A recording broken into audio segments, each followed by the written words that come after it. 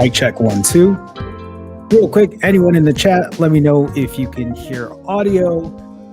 Good evening, everyone. Welcome to another live stream. Today is Sunday, April 21st. How's it going, everyone? Glad to see everyone in chat. Thank you for being here. I always appreciate it. Please know that your support means the world to me. First question. Are you waiting till Monday? Are you watching this stream right now asking yourself or telling yourself, should I have started today or am I just going to wait till Monday? Because that's the one thing that I want all of us to start thinking about when we try to restart, try to day one everything. Restarting over and over again is such an unnecessary thing that we don't have to do, because why are we waiting till Monday when we can start today, when we can start right now, when we can take care of our health and move forward in our health and wellness journey? I will always ask this question at the top of the hour. We're not here to wait till Monday. We're here to start now. We're here to take control of our lives, our health, and our happiness. With that being said, how is it going for you? Whether you are starting on Monday, whether that is something that you've decided to do, that's on you. But let's not make this a repetitive thing. Let's not keep starting over. Let's not keep day oneing everything. That is the slippery slope that I have lived pretty much my entire life. Starting over. It's a Monday. It's the first of the month. It's a new year. My birthday is going to be the day I start. And then go and think about how many times you've said these things. Not only on your birthday, on a Monday, on the first, on the new year. These are all excuses. Every time you do this, this is a new excuse to restart and to start over. That is a really bad habit to get into, and also a really bad habit to get out of. But I'm here to show you that it doesn't have to be a habit that will be repetitive over and over. One, if you keep coming here, I'm just going to keep telling you. So eventually, hopefully, it'll stick. But two, I want to lead by example and tell you that there is no more day oneing for me. I'm at a place in my life where I'm telling myself I can't restart. I can't do things over. Tonight's live stream is going to be me talking about how I gained 21 pounds in 10 days. How I lost, of course, the 80 pounds in 5 months, but then gained 21 pounds 3 weeks after maintenance, but still moving forward, not restarting, not starting over, not resetting everything, not blowing things up, not waiting to eat whatever I want and do whatever I want because I had 10 days of indulgence. This isn't about starting over anymore. And I'm not just talking about myself. I'm talking to everyone here in chat. This isn't about starting over and over and over again. This is about taking control of your life and making the best of what you have day after day after day. Val with a $5 super chat. Val, hi, nice to see you. Jerome, I'm at 160 pounds right now from 169 pounds. Congrats, Val. Congrats for the 9-pound loss. My goal weight is 145 pounds. That's my maintenance weight. Keep up the good work. Thank you, Val. And thank you for being, number one, vulnerable, but number two, accountable. I know through a super chat, but thank you so much. Val's been doing this lately. Val talks about what fast he's on or how long he's been fasting for. And if putting a super chat through to show your accountability is helpful for you, keep doing that. Val, thank you so much for the support. Thank you for the donation. I appreciate that. Thank you as always, Val. Thank you. Thank you. Okay. So while we're on the topic of just everyone here in chat, I want everyone to remember this is a safe space. This is a place where we should be respecting each other. We're all in here for the same reason, and that is to be healthy and happy, whether that is losing weight, maintaining weight, being healthy, both physically and mentally.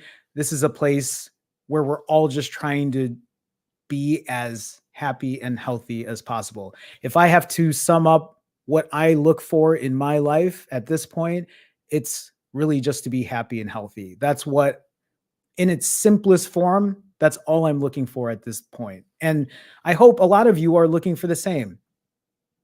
A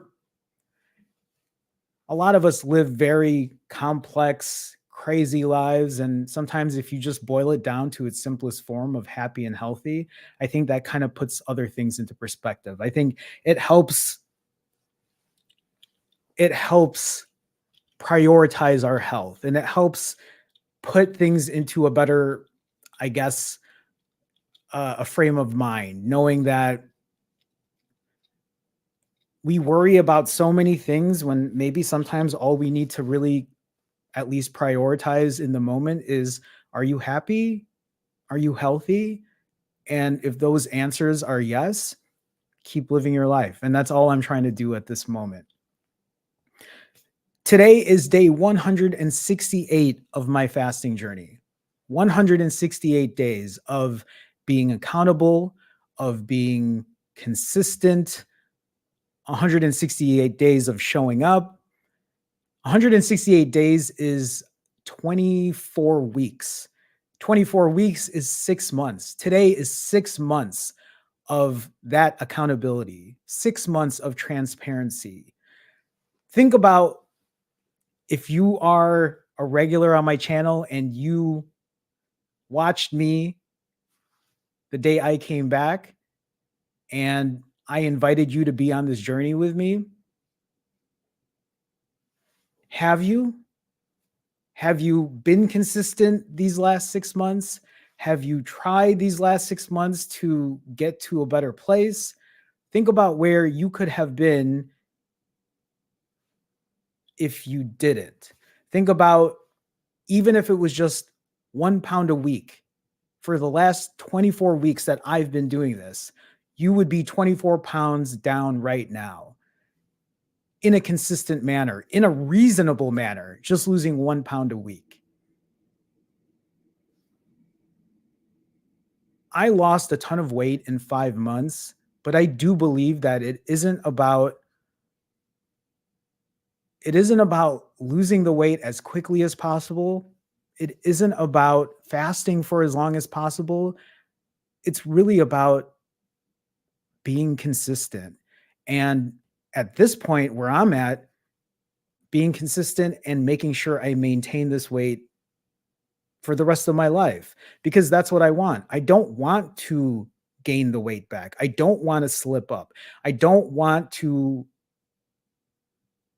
fall and stumble and then lose my life essentially and be gone for months or years, or I mean worse,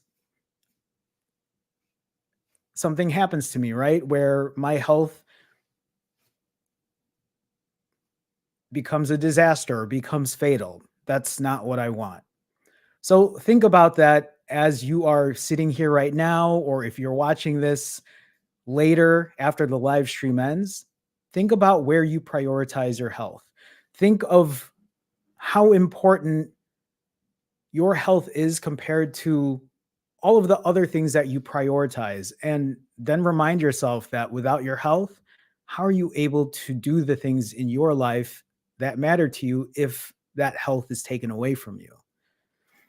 One of the things that I fear, one of my biggest fears, is that something will happen to me health wise where I can't take care of myself. And I don't want to be in a position where somebody else is taking care of me because I don't want to be a burden on someone.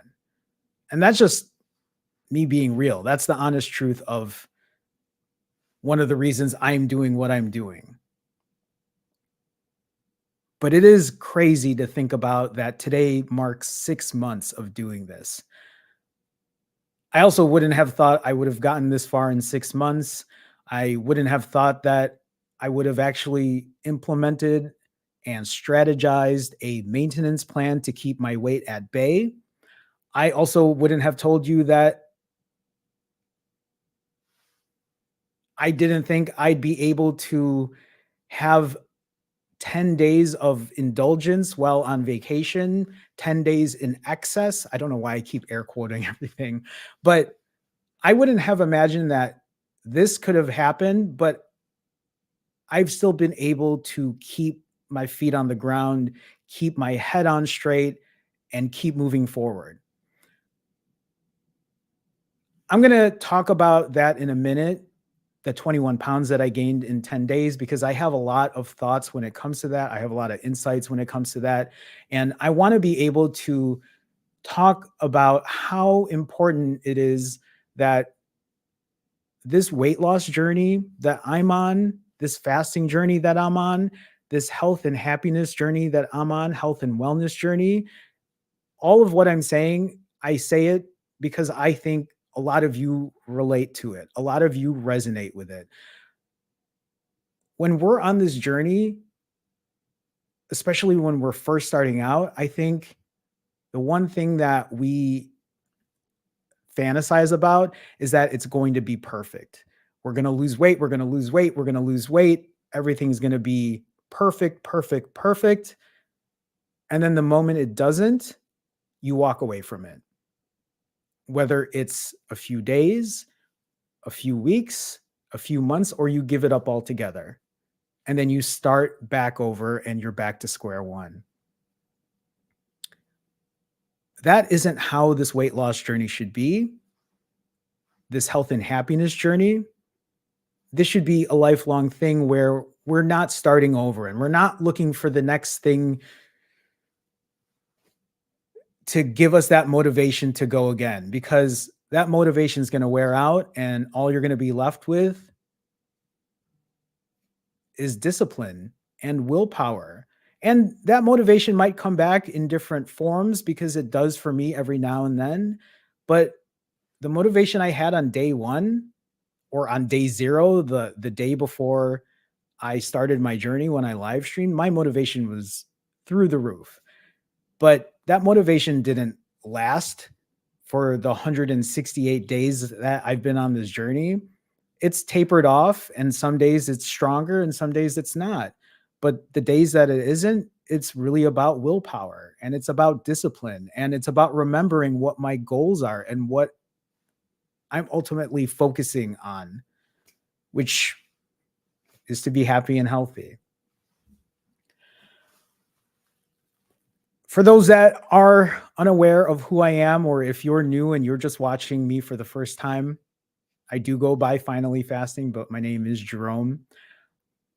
I'm just a regular guy that has dealt with being overweight and obese and morbidly obese pretty much my entire life. Even when I was a kid, when I was like 5 years old, I was the chubby kid and became the overweight kid, became that fat guy. That was me for most of my life. Tried every diet in the world, tried to exercise my way out of losing weight, ate multiple times a day, restricted calories, did low carb, did keto. And it was only through fasting where I found some sort of control in my life. Fasting was the first time I've ever been able to lose weight and keep it off and not feel like it was torture. Fasting is something that I'm able to do where I don't feel like I'm being restricted. That I'll tell you this, when I used to do low carb, and I weighed like around 230 and I would bring myself down to 180 doing low carb. When I got to 180, I remember telling myself, "Oh my God, am I going to have to do low carb for the rest of my life?" Now, this isn't a knock on people who do low carb or carnivore or what have you. I'm just saying, for me personally, with somebody that deals with a binge eating disorder, that was very hard for me. It was not sustainable for me. That happened when I would restrict calories. I would tell myself, "Oh my God, do I have to do this for the rest of my life?" When I would over exercise and just any of those things, it was not sustainable for me. Fasting is the only thing that has worked for me where it didn't feel like torture day in and day out.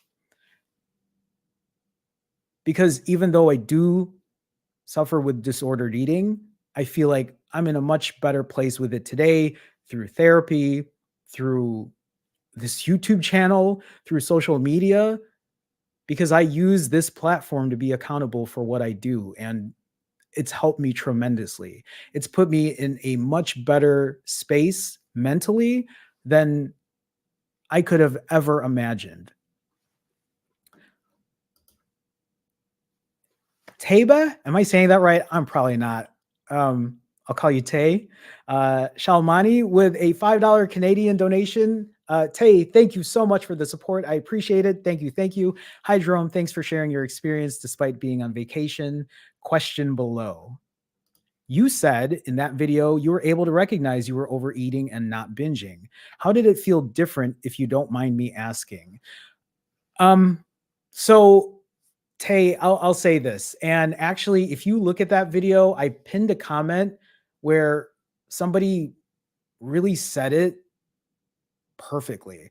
I couldn't have said it better myself, but so for those that might be wondering the context behind this I posted a video of me gaining 21 pounds in 10 days. I documented everything I ate, everything I went through, the things I was thinking.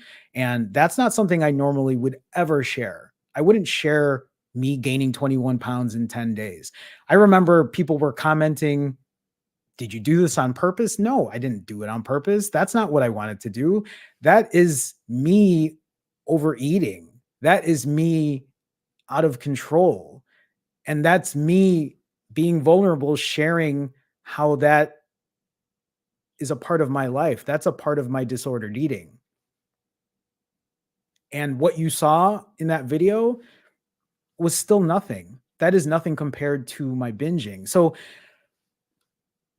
um, Tay, when you ask how it felt different, and I've said this, and I did say it in the video too, is binging for me versus overeating, two completely separate things. Overeating is what you saw in that video. Overeating was me just eating whatever I wanted, sometimes eating mindlessly, sometimes eating and looking at the camera and saying, "I don't even know why I'm eating. I'm just eating." But I don't look at that as a binge. A binge for me is when I'm eating to the point where I can't even eat anymore, to the point I feel so full that I'm sick to my stomach, but I'm still eating. I'm still putting food down, and I think I'm doing it because I look at it as this is the last time you're ever going to do this again. Maybe akin to somebody who drinks or, you know, something similar to other addictions. It's the last time they're ever going to do it, so they're going to go out with a bang. And that's kind of what my binges used to be. Now, the comment that I pinned in there added the fact that for me, when it comes to binging, it bleeds into other parts of my life. Meaning, when I binge, it affects other parts of my life around me. It means that while I'm binging, I also stop caring about my financial responsibilities. While I'm binging, it also means that I am not texting people back, calling people back, ignoring people. And it isn't because I don't want to talk to them. It's because I'm so into my binge that I want nothing else to do with anything. And that also bleeds into my work. I talked about in that video, I have lost jobs because I was in the middle of a binge, whether it was in the evening or the day, and I just stopped being responsible for my work. I stopped going to meetings. I stopped answering phone calls because I just didn't care. And that's also how I've lost friendships and relationships. And when I think about that and I think about me being addicted to food, that's what a binge is like. So when you see that video of me overeating, I'm overeating and I'm eating mindlessly and I'm eating all day, but I'm still hanging out with my friends. I'm not avoiding them. I'm still going out and doing things. I was actually still going out and going for walks. So even though I gained that weight, I didn't feel embarrassed and shameful. When I left YouTube for 2+ years, I literally did not leave my apartment for almost those 2 years. I probably left my apartment 5% of the time, and that was only to go to the store. If I wasn't Instacarting or having DoorDash delivered to me, I would only leave to go pick up food. And so I could buy whatever, bring it back home and binge. At that time, towards the end, I started going to therapy. So that helped me get out more. I even made it a point to go find a therapist that I had to drive myself to or walk myself to or take the train to, because I knew that being in my apartment at the time wasn't healthy for me. I'm going to share this too, which is going to be, I don't know why I'm going to share this, but maybe just to give a little more clarity on my binging and how it affects me. When I would binge, and I was in my apartment for those 2 years, my place was filthy, filthy. It would just be food wrappers everywhere, takeout boxes everywhere. Like, that's what happens. The care that I had for anything else, I didn't care about anything. Think about the show Hoarders. It wasn't as bad as that, but it was pretty bad. I just like threw things everywhere. I didn't care. I didn't care about anything. I spent so much money during those 2 years. It didn't matter. Nothing mattered to me. All I cared about was eating and feeling like shit and feeling sorry for myself. And that is, that's the best way I can kind of describe that. And I don't want you all to think I'm filthy because I'm not. I have a pretty clean apartment, but it was bad at one point. And that was only 2 years on YouTube. Most of my life has been like that, living like that, experiencing those things and hiding from it, from shame and hiding from people. I I've shared with other people that when I gained that weight in those 2 years, I couldn't even go to the same grocery store anymore because I was afraid some random cashier who saw me 2 years ago would be like, "Oh my god, look at this guy." Like, that is how bad it messes with my head. Um Tay, hopefully that answer helps with the question. So thank you for the question, but thank you for the support as well. And Dippin Thumpachan, I'm probably not saying that correct either, but Dippin with a $15, I'm not exactly sure what the A is for, but somebody in chat, I'll read it later. Let me know. But Dippin with the $15 a donation. Thank you for the support. Hey, Jerome, found your channel 2 months back. Dippin, thank you for the support. Thank you for watching and subscribing. Started with OMAD for a week, then 36s, and then 72s. That's awesome. Now I'm on my 7th 90-hour fast. That's great. Congratulations. 7 back-to-back 90s. Are you trying to get to my streak right now? Dippin, that's great. I love that. Lost 40 pounds. That's amazing. Congratulations. And feel confident to lose 60 pounds for my goal. Um, keep, I'm not exactly sure what you mean there, but maybe it's keep doing your thing. But Dippin, thank you so much for the donation. Congratulations on your success. Please keep me posted on how you're doing. Thank you. Thank you. I appreciate it. Dippin, congrats on everything. Malungai, Mark,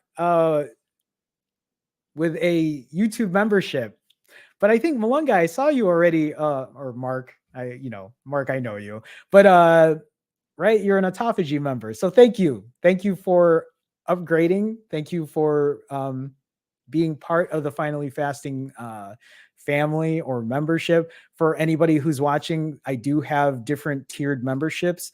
There is an autophagy membership where I hold weekly live streams on Wednesdays. So if you're curious about that, please take a look in the description. Those live streams are group fasting coaching sessions. So feel free if you're interested. Mark says, hey, Jerome, I read a quote somewhere that read, sometimes we must live amongst our demons. That is what fasting does to me. For me, cravings get really loud, but fasting has allowed me to tune it out. Mark, that's awesome. I love that. And actually, even just reading it for me, when I read sometimes we must live amongst our demons, the thing I think about too is the 10 days I overate and the 10 days I actually gave myself the opportunity to do that, to understand why I do what I do, and hopefully to work through that and live through that. But Mark, that's great. That resonates with me a lot too. So Mark, again, thank you for the support. Thank you for being part of the Finally Fasting family. We'll leave it like that. Mark, thanks again. Thank you so much.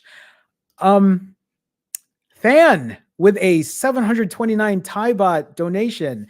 Than, I don't even know how much that is, but Than, you've been a regular supporter lately, so thank you so much. I will check out the conversion on that later, but thank you for the support. Since I found your channel in February, I break the habit of starting over. I love that. And that's the one thing I've noticed too, is hearing the stories of people who are able to move forward and realize that a lot of what we're doing, when it comes down to it, this isn't just about fasting. This isn't just about losing weight. This is about our bad habits and stopping those bad habits and creating better ones, right? Not better bad habits, but creating good habits. Now I've lost 11 kg. That's amazing. Congratulations. Just like you said, it's about consistency, not perfection. I'll always support you. Thank you, Jerome.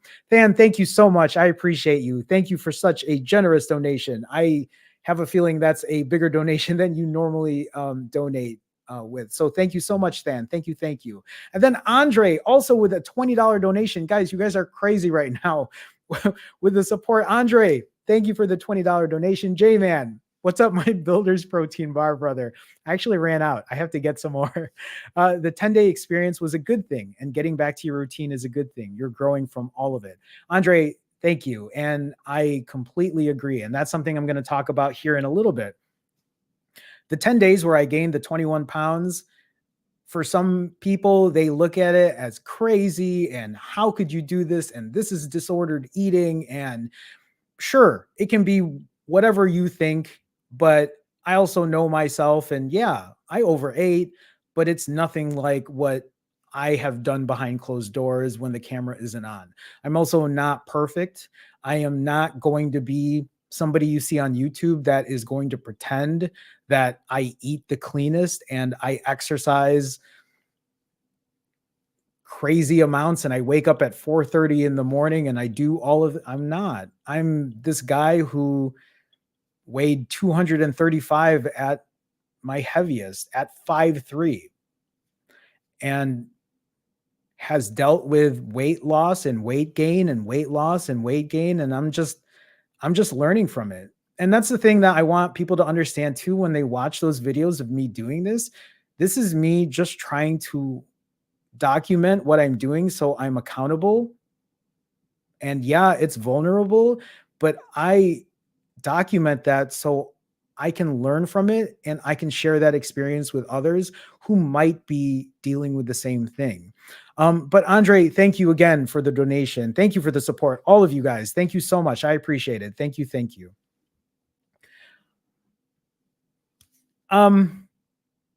Okay, so what I'm going to do, I'm going to go through something a little different here.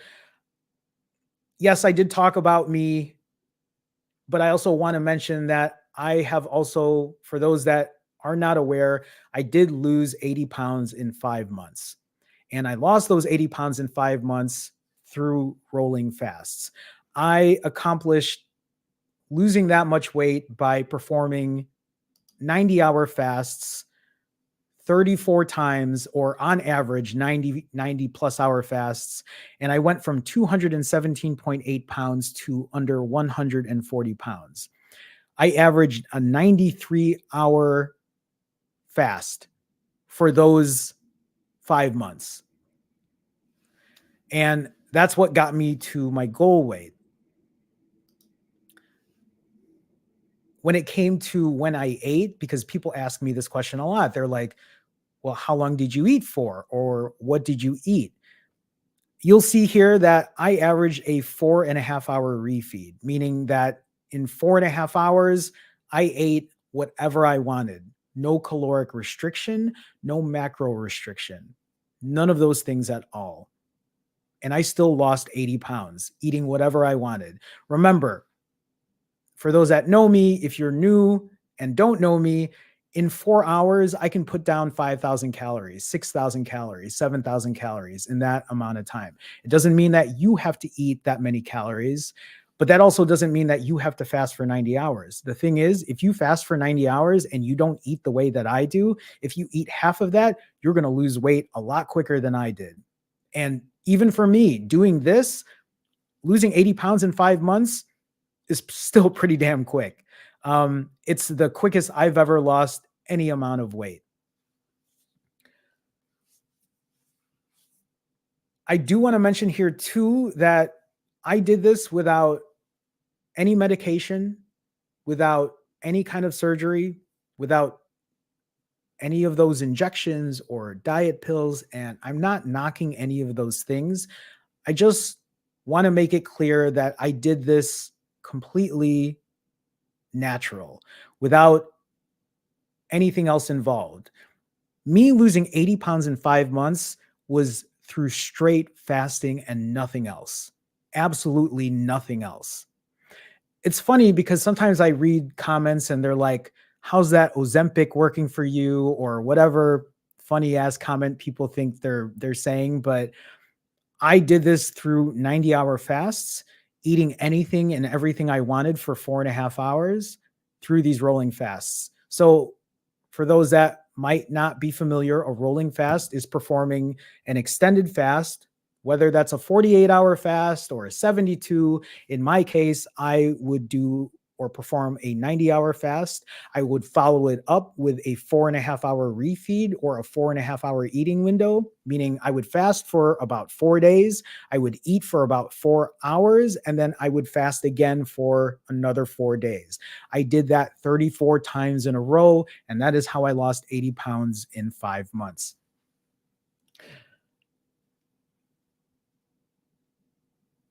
Sorry, I'm just making sure I'm sharing all of this info correctly. So just to share a couple milestones, again, now that you have this information, in 5 days, in the first 5 days of me doing this, I lost 10 pounds, 10.4 pounds. In 19 days, which is 2 weeks and 5 days, I lost 25 pounds in 19 days.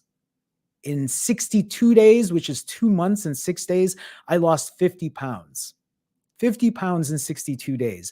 133 days, I lost 75 pounds. And then in 138 days, which is less than 5 months, I got to my goal weight of under 140 pounds, losing 78 pounds. And then actually in day 142, which is 4 days later, I lost an even 80 pounds in 5 months and 2 days. Basically lost 80 pounds in 5 months. And I do have other Erica Smith. Hi, Erica. Nice to see you. Erica, I smiled because there are a lot of people that I coach and I just recognize Erica, obviously. Erica, hi. Thanks for being a member. I appreciate it. Thank you for the support. Thank you. Thank you. I'm not sure. I can't see which tier you signed up for, but if you did sign up for the Wednesday or the autophagy membership, then I'll see you at this upcoming Wednesday's live stream, the group session. So Erica, thank you for the support. Thank you for being thank you for being part of the Finally Fasting family. Sherelle with a $20 donation. Sherelle, thank you for the generous donation. Thank you for the support. Also everyone else who has supported. I forgot. Thank you for the generous donations. Thank you guys. Hey, Jerome, I'm actually working now, but sneaking in the chat. Sherelle, thank you. And then you taking your time to put a donation in. Thank you so much for the support. Wanted to give you a shout out for getting back on track. Thank you, Sherelle. I knew you would. I knew you'd do it, though. Keep inspiring, sweetie. Sherelle, thank you so much. I appreciate the support. Please don't get in trouble. Get back to work if you need to. I don't want you to have any issues when it comes to that. So, Sherelle, thank you again so much. Play Jazz 87. Hi, Play Jazz. I don't think I've seen you here before with a $20 donation. Thank you for the support. Thank you for the generous donation. Can you talk about your diabetes and medication? I'm diabetic and I want to get off my medication. How did you do it? I'm literally the girl version of you. Did you take medication while fasting?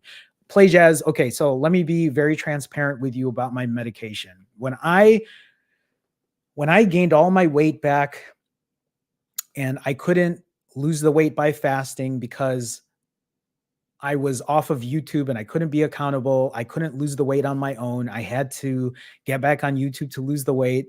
When I gained all the weight back and I tried to lose it on my own, because I couldn't do it, I eventually went to the doctor. The doctor prescribed me metformin. I believe it was 500 milligrams twice a day. He prescribed me lisinopril, which was for my high blood pressure. And he prescribed me some semaglutide.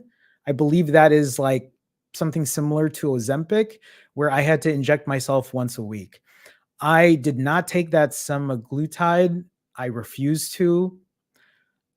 I think I was just very stubborn and I kept telling myself I could fast it off, but it still took me 2 years later to get to that point. But I did take the metformin because my blood glucose was super high.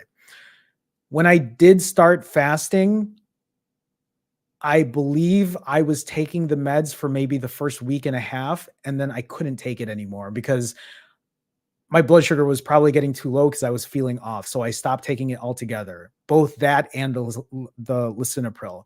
I just stopped taking it. Now, that is not what I'm telling you to do. I honestly, if you are on medication, I would at least check your sugars while you're fasting and figure out where your numbers are at. Just don't go off of it completely without making sure your numbers are where they need to be. I'm not a doctor. I'm not here to give you medical advice, but that is what I did. In my experience, that's what I did. I had to get off of it because my blood sugars were probably getting too low. Even though my doctor told me that fasting wasn't going to affect my blood sugars, I just felt bad when I took any of that medication while I was fasting. But that is how I did it. So the real answer to this is, yeah, I might have taken medication for the first week and a half or so, but ever since then, I have not taken anything, completely just natural at that point. But Play Jazz, thank you for the $20 donation. Thank you for the support. Please let me know what you end up doing. If you end up finding that fasting has helped lower your blood sugars, because I'm sure it will, but please keep me posted. Play Jazz, thank you again for such a generous donation. Thank you so much. Amber, a new YouTube member, Amber, thank you so much for the support. Thank you. Thank you. Again, I'm not sure. I can't tell what tiers are here. So whether you're part of OMAD or you're autophagy, thank you for the support. If you are an autophagy member, I will see you at this Wednesday's live stream. So thank you, Amber. I appreciate it. And then Angela Perry. Angela with a $20 donation. Angela, thank you so much for the support. There's nothing in chat here. So I'm just going to say thank you for the support. Thank you so much. I appreciate that. Thank you. Thank you. Everyone, thank you. Thank you so much for all the support. So I want to kind of continue on here again. When it comes to what I did and losing the 80 pounds, I also want to mention that when I lost those 80 pounds in 5 months, I kept it simple. My thing was I didn't want to overthink what I did. So when I fasted for 90 hours and I refed for 4.5 hours, I also said, okay, Jerome, you're going to fast and then you're going to eat, but you're not going to count calories. You're not going to restrict what you can eat. You're not going to make it harder than it needs to be. I kept it as simple as possible. I also didn't take electrolytes. I did at the very beginning, but eventually I stopped taking electrolytes mainly because I thought that my refeeds were so big that I was probably getting supplemented that way. I'm not saying that you shouldn't take electrolytes. I'm just sharing my experience. I also didn't take any supplements. I didn't take any vitamins. I didn't take multivitamins or any other kind of like specific vitamins, if you will. I also didn't measure how much water I drink. I'm just answering questions that people ask me all the time because I get them asked frequently. Again, I kept things as simple as possible because for me, when I keep things as simple as possible, it makes it easier for me to continue what I'm doing without having to worry so much about the complexities of, okay, you got to do this and then you got to do this and then this has to be perfect. Because when that starts to happen for me, I look at it as this is too hard to deal with. I'm not going to do this anymore. And then I give up. I walk away from it. And that's at this point, that to me is the most important thing right now. And I think that's something that, especially when I'm coaching other people, I think what's really important is that we don't have to be perfect in what we're doing. We just have to keep moving the needle forward, even if that means the scale isn't going down. What I'm really trying to say is that we might fall, we might stumble, we might have a hiccup, but it doesn't mean we walk away from it. It means that we pick ourselves back up and we hit that timer again and we keep going again. Speaking of a timer, I just want you all to know this is currently where I'm at in my fasting journey. I am performing another 65-hour fast. I am 44 hours into my current fast. I will be breaking tomorrow evening, which is exciting because I get to eat and I'm always looking forward to refeeds. It's so funny to me how much you actually appreciate food more when you don't have it for a few days. It's a different appreciation. Although there are some days where I do refeed and I'm like, I'm not even that hungry today, but I'll break it just because eventually I know that once I take a bite, I'm like, okay, I'm ready to eat. So, okay, fit check.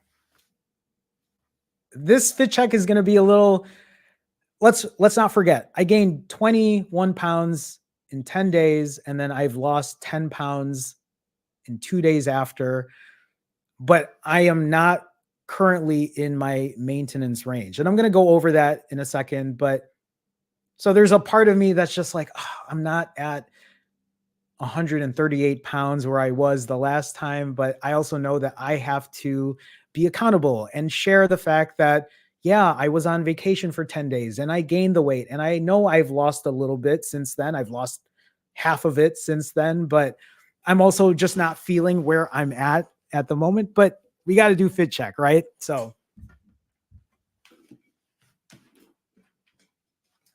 I'm currently wearing a size. This is a size small. Since I've lost the weight, I have typically been wearing youth or boys extra large or boys large. If you're new and you're just like, you're wearing boys large, that's because I'm 5'3". So I shop frequently at the Cat and Jack section at Target because they have a really good assortment of dinosaur shirts and other cool shirts that they don't make for adults. But I'm currently wearing a size small adult just because I'm not at the weight I want to be at, but I'm getting there. So, size small adult, and then these are 28 pants, size 28 pants, and the microphone's in the way. But again, just a very quick fit check.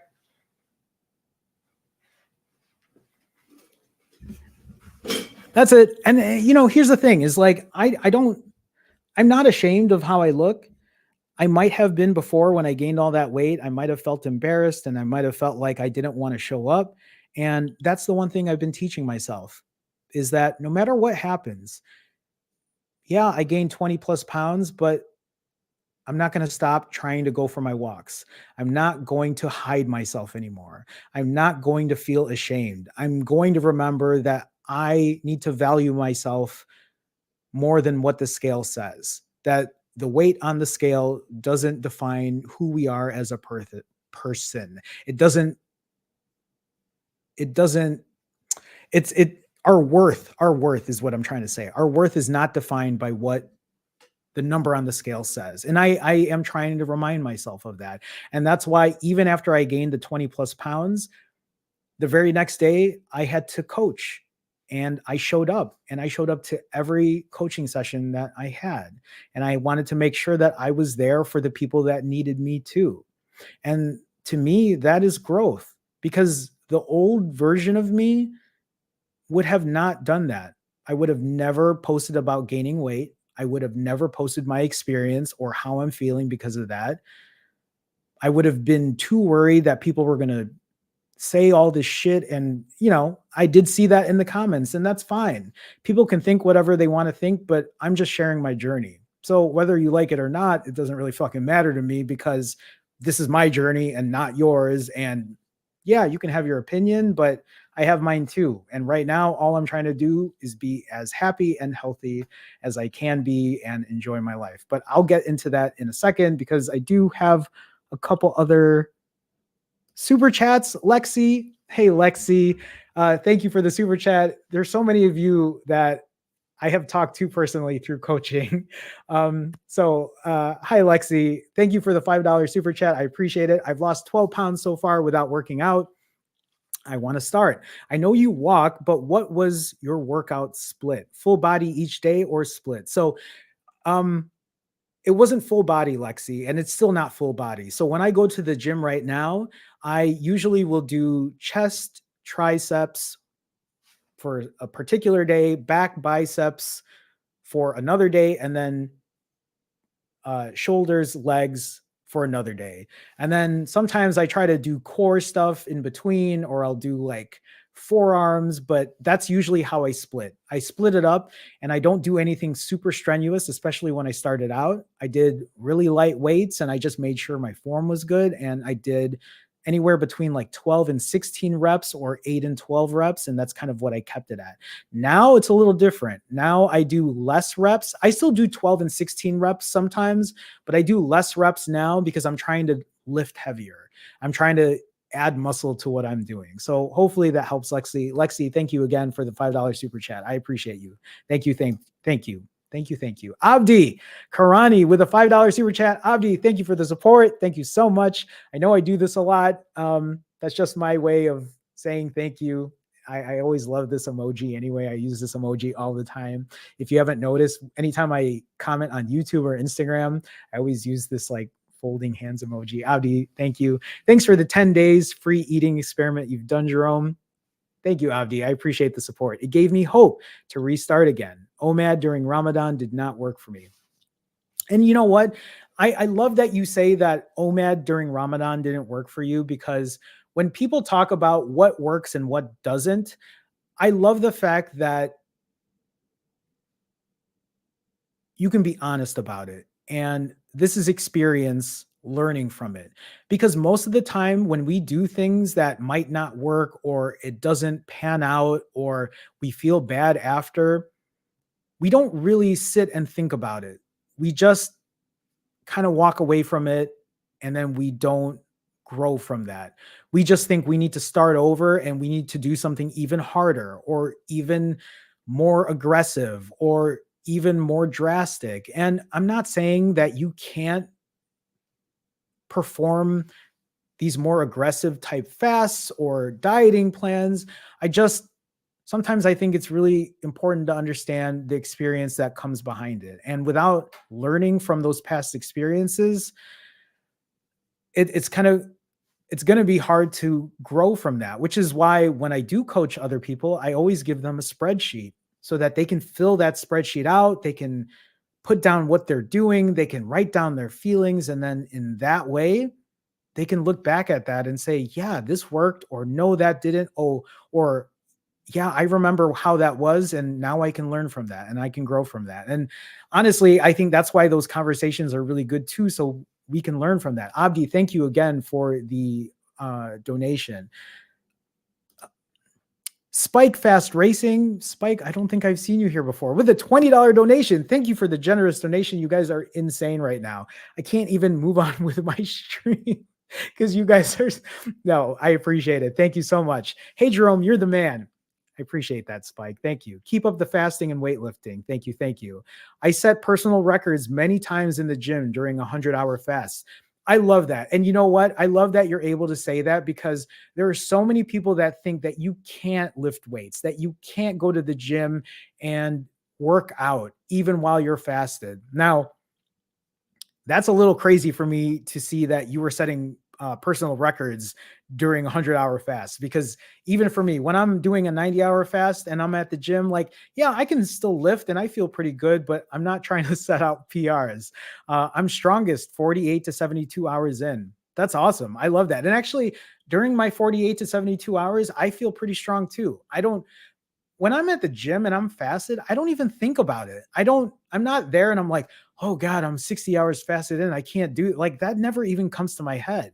When I'm at the gym and I'm lifting, even while I'm fasted, it's just another day for me. So I'm glad that you said that. And I'm glad that you can share that. Don't be afraid to work out, fellow fasters. Spike, I couldn't have said it better myself. Spike, thank you so much for the $20 donation. I appreciate it. Thank you. Thank you. Thank you so much. Okay. I need to move on, and I'm trying to, okay, so let's talk about balance when it comes to fasting and how to get back on track after vacation. I know I've mentioned it many times already.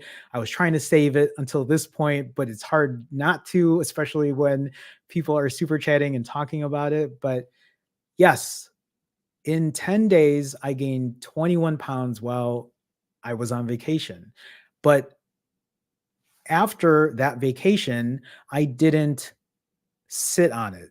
I didn't say, I'm going to wait till Monday.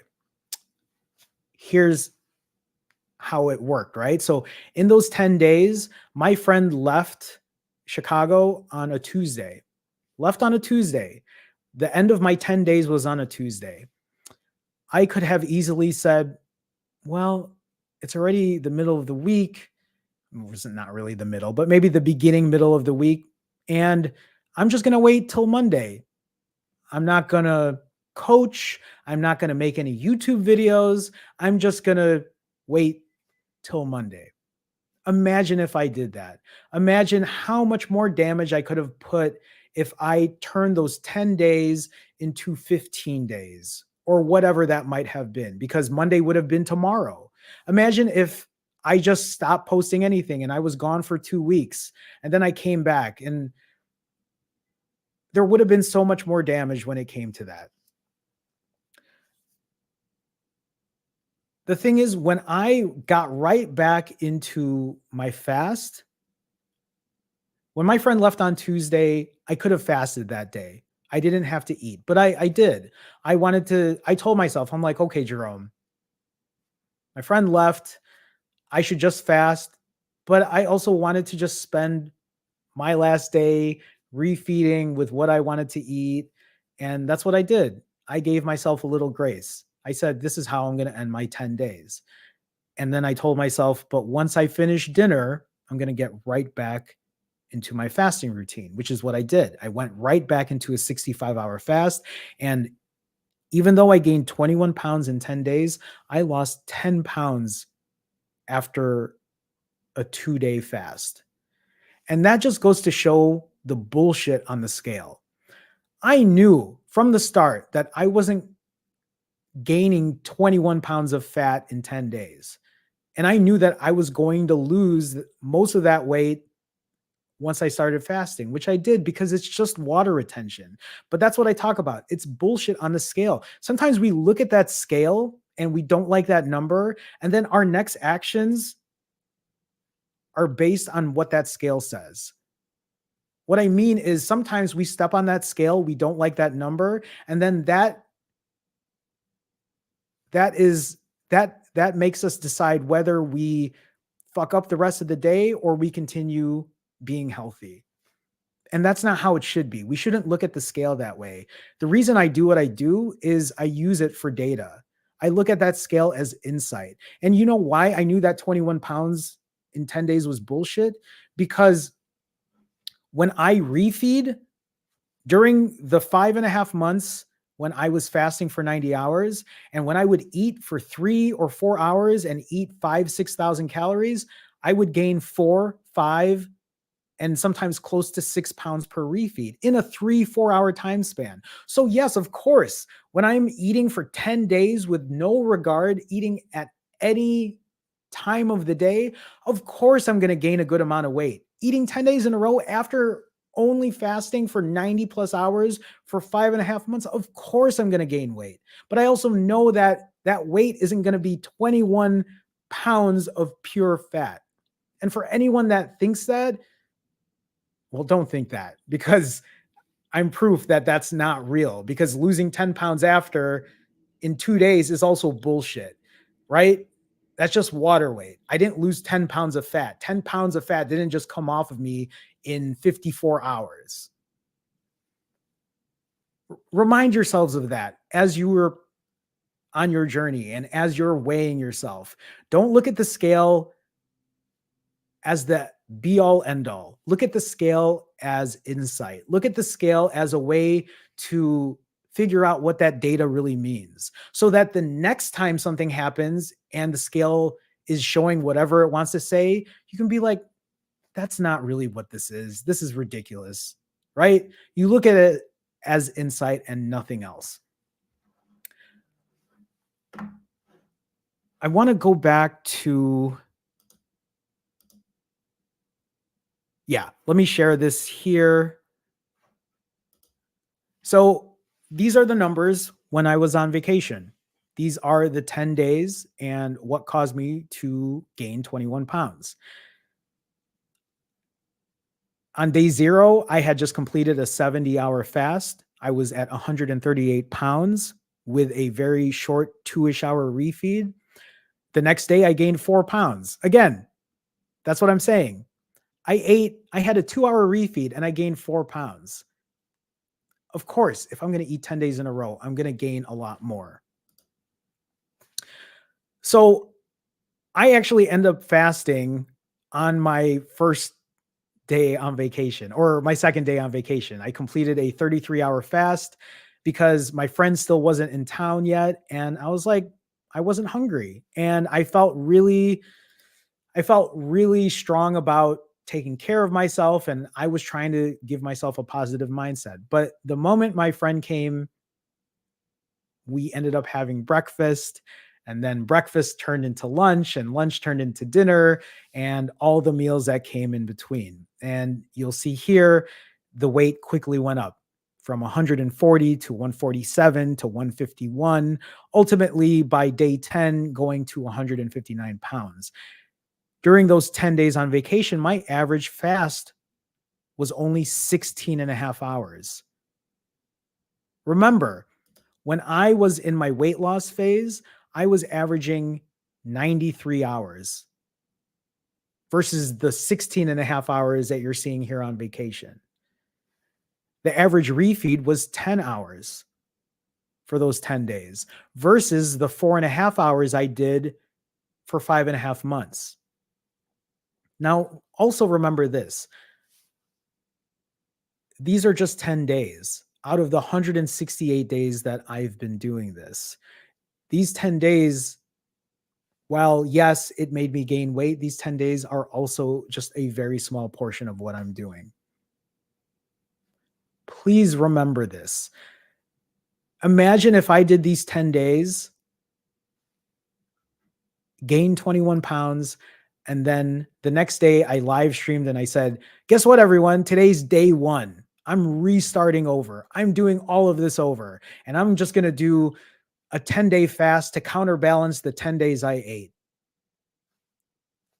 Honestly, that's fucking crazy. Now that I think about that and I look at that, one thing that I'm really used to doing is counterbalancing everything. If I eat bad for 3 days in a row, my initial thought is to then fast for 3 days. And that is something I've learned over time, is I can't keep doing that. I know that doing a 90-hour fast would give me better results, but right now I'm just doing a 65-hour fast.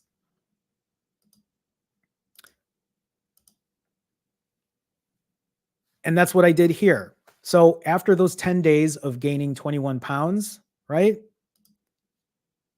After these 10 days, with an average fast of 16 and a half hours and an average refeed of 10 hours, I went right back into a 65-hour fast. I was 159.2 pounds. 30 hours later, I was 153.6 pounds. 53 or 54 hours later, I was under 150 pounds. I was 149.2 pounds. If you look there, my maintenance range is 143 pounds. I'm 6 pounds away. But I refed and I'm starting again. I could have done a 90. I could have gotten closer to hitting that, but I don't want to do this. I'm going to fast for a week. I don't want to counterbalance that way. I want to start doing this in a more, I don't want to call it efficient way, but in a more normal state for me. I don't want to keep doing longer fasts if I don't need to. I'm not racing to get to any specific weight at this point. Am I out of my maintenance range? Yeah, I am. But it's also because I ate 10 days in a row. If you're asking, well, does that mean you're still in a maintenance phase? Yeah, I am. Maintenance, being in maintenance doesn't mean that you're going to be in that range all day, every day, because life happens. Social events happen, birthday parties happen, unexpected events happen. And a lot of times you're just going to have to deal with that. And you're going to have to work the ups and downs of it. When I think about those 10 days and eating everything that I did, the important part for me is I got right back on it. I didn't wait a couple days. I didn't say, I'm going to wait till Monday. I already had a strategy. I knew what I was going to do. I planned this out. Later in the year, I'm going to be gone again for 10 days. I'm going out of the country. I'm going on vacation. And now I have these past 10 days to learn from that. That's me building my experience. Some people look at that and they're just like, that's awful. Why would you do that? Number one, it's not like I was purposely eating everything and anything all day. That is just what happens to me when I eat and I'm given no restrictions or no limits. If you're asking yourself, Jerome, why don't you put limits on yourself? One, I just wanted to see what this was going to be like if I still had control. And I know that I still have a very hard time with control. But I've also learned from this experience. Now that I was able to film it and share my feelings instead of hiding it, having a conversation, even when I coach other people, when I have a conversation about what they did and why they're doing what they're doing, I look at that as a learning experience, not only for them, but for me too. I learn from that.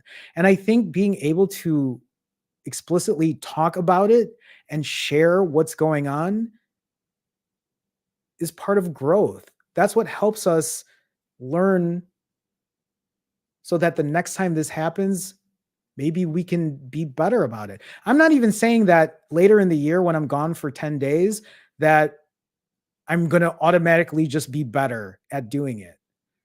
It might just be the exact same thing. But you know what? Those 10 days, that was pretty much pushing my limits. I also know that I'm not going to be going on vacation for 10 days all the time. And so is that the worst damage I could do by overeating? Probably. Now I know what that's going to be like. If I go 10 days, I'll probably gain maybe around 20 pounds. But I've also learned from that. When we have on our journeys, when we're gaining weight or we're having a bad day and we're not doing what we're supposed to do, we shouldn't look at that as I fucked up. Now I don't know what I'm going to do. I'm just going to start over. We should look at that as a learning experience. And that's why I filmed what I did, because I know there are people who are going to watch this and say, yeah, I've been on vacation. Yeah, I've been to the bar and I drank way too much.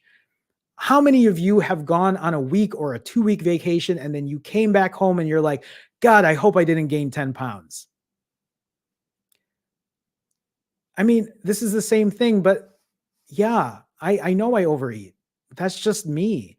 And I'm learning from that. I talked on Tuesday when my friend left, I refed, I gained the 21 plus pounds. And then on Wednesday, I went to therapy. I had a Wednesday session in the middle of the afternoon during my coaching sessions. I took some time to go to my therapist because I was scheduled for an appointment, and I talked it out.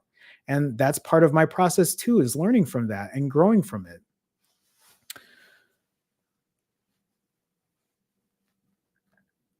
10 days of excess, 10 days of indulgence. I mean, it happened, and I enjoyed my time, if I'm being honest. It was fun. I had a great time. I had a great time hanging out with friends. I went and I drank, and I didn't care about having other responsibilities when it came to work because I was being happy and I was just enjoying my time. And I knew that after those 10 days, it was time to get back to work. I knew that I could fast and take some time away from food and let my body start to heal again. And that's exactly what I did. It doesn't mean that every time I go on vacation or I take a couple of days off, it doesn't mean that it's going to be like that every single time, but I'm looking at this as an experience. I'm looking at this as an opportunity for growth so that I can become better at what I'm doing when it comes to my eating, my dieting, my fasting, my exercise. I mean, the fact that those 10 days I fasted for one of those days is a huge win for me. The fact that I went for an hour and 45-minute walks for a couple of those days is a huge win for me. The fact that I went to the gym to lift weights during those 10 days is a huge win for me. The old Jerome would just take those 10 days and do nothing, absolutely nothing, and then feel shameful about it the next day. The fact that I did coaching sessions and I went to therapy and I went to the gym and I started fasting, those are all wins. And if you can't see that, then that's on you. Because that's for someone like me who has done the same things over and over and over, created such bad habits for myself. This is a new opportunity for me to learn and grow. And I'm so thankful for that because I don't think in my 43 years of life have I ever had such clarity in what I'm doing right now. I have a couple more slides to share before we go into the next section here. But again, this is just 31 days of maintenance. You'll see anything highlighted in red means that I'm out of my range. It doesn't mean that I'm not in my maintenance mode because I'm still applying the same 65-hour fasts. But this is what it looks like right now. You'll see all the reds here from days 20 on, but you'll see on day 29, I performed a 66-hour fast. And right now, I'm currently working on another 65-hour fast. These days specifically, right? These are the days where I had gained the weight. But I wanted to share this because I look at this as a very important part of what I'm doing after I gained the weight. If you look at day 27, that's when I gained 21 pounds. And then if you look at day 30, that was my last refeed after a 66-hour fast, and it's now at 153. So days 27 and days 30 are similar because they are days after a refeed. But now day 30 is already way less. If you look at day 28, 153.6 versus day 31, which is 1 day after fasting, I'm already down, right? I'm already down from the last time. And if you look at day 29, when I finished my 66-hour fast and I dropped 10 pounds, I was 149.2. Tomorrow is going to be 2 days after fasting as well, right? Like when I finish my fast, which is I'm expecting a 65-hour fast and I'm expecting something under a 7-hour refeed, most likely under 6 or maybe even under 5 hours. But if you look at days 29 and 32, I know I'm already going to be less than what day 29 is because I'm so close to it. All I'm trying to say is that the system works. What I've done with the data I've provided, I know that it works. I just want to share this really quick before we kind of move on here. These are the maybe main points of where I'm at during maintenance. If you see the average fast during maintenance right now is about 43 hours. Compare that to when I was losing weight at 93 hours during my weight loss journey. So it's a very big difference. And that's because I had those 10 days of only a 17-hour fast. And then if you look at my refeed during maintenance has been close to 8 hours, but that's also because a big part of that was those 10 days I was on vacation compared to my refeed only being 4 hours when I was in my weight loss phase. The days in my maintenance range, if you look further down there, has only been about, I've only been in that maintenance range for about half that time. Again, because 10 of those days was pretty much out of that range. I think I will get back to 143 pounds, maybe within 2 weeks, maybe within 3 weeks. But as long as I'm on that downward trend, I'm good with that. I know what I'm doing works, and I will continue to do so. And I'll continue to document that, and I'll continue to share that with everyone here. I think that's all I got. With that being said, I want to, so I'm looking at, Scratcher. Anything under Scratcher's comment, this is where you ask questions now. Please feel free to ask questions. I will try to read as many and answer as many questions as I can under that specific comment. In the meantime, I also just want to talk about coaching. So yes, I do offer coaching for anybody that's looking for fasting, weight loss, and accountability coaching. If you are looking for coaching, you can go in the description and there is a link there. You can even do a 15-minute consultation with me for free where we talk one-on-one. I ask you maybe about what your goals are, maybe tell you a little about, or have you tell me a little about yourself and maybe what you're looking for and how I can help you. There's no obligation, right? Like, this is me just trying to help people who are trying to lose weight or who need an accountability partner, who need an extra push in trying to get to their goals. A lot of this coaching is just making sure that you're not falling off and walking away from it, that you're not trying to just start over again and again and again, that you're not day oneing things, that you're not waiting till Monday. So if you are looking for that, please feel free. There's a link here, but you can also go to the link in the description. At the same time, I also offer group fasting sessions, and that's every Wednesday. And you can be a part of that by being a Finally Fasting member. There's also a link in the description for that. If you sign up to be an autophagy member, I hold Wednesday live streams 3 times a month. So it's not every week, but I try to do them at least 3 times a month. So feel free to check that out. Okay, that's all I had when it comes to that. I'm going to go ahead and I will try to answer as many questions as I can.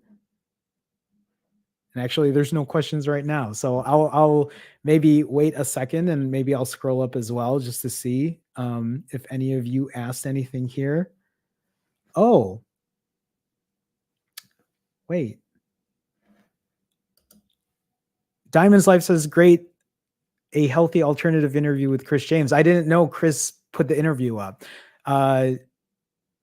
Chris and I interviewed, I believe, on earlier this week, right? Or was it last week? Earlier this week. Oh, I didn't know it was up. Thank you, Diamond's Life. I'll have to check that out too. I didn't realize. I mean, yeah. If you are interested, check out A Healthy Alternative and take a look at the interview since it's up. Okay, let me just see if there are questions. Spike is asking, is 90 hours the sweet spot for weight loss and 50 hours for maintenance? Was there a fasting length that was too long, ineffective? So Spike, for me, 90 hours is my sweet spot for weight loss. I actually call it my fasting number. For me, I knew that every time I would fast for 90 hours, I would lose weight on the scale. And that proved to be effective because that's what I did in the 5 months to lose 80 pounds. So for me, that was my sweet spot. I don't know if you're asking if that was my sweet spot for myself or for other people, because 90 hours is going to be different for everyone else. 90 hours worked for me because I ate at such a high caloric amount. So for somebody else who might only eat half the calories I do, they might not need to fast for 90 hours. If they did fast for 90 hours and only ate half the amount I did, then they'd probably lose more weight or lose weight quicker than I did. 50-ish hours for maintenance. So for me, my maintenance number right now is probably around there. That's about right. I would say somewhere, I haven't found that number yet, but I believe that number is going to be somewhere around 42 to 65. And that's such a big range, but that's because I haven't found that yet, because I haven't been in my maintenance phase long enough to really find out what that number is. Was there a fasting length that was too long? For me, I mean, I fasted for 7 days and I had huge results of doing that.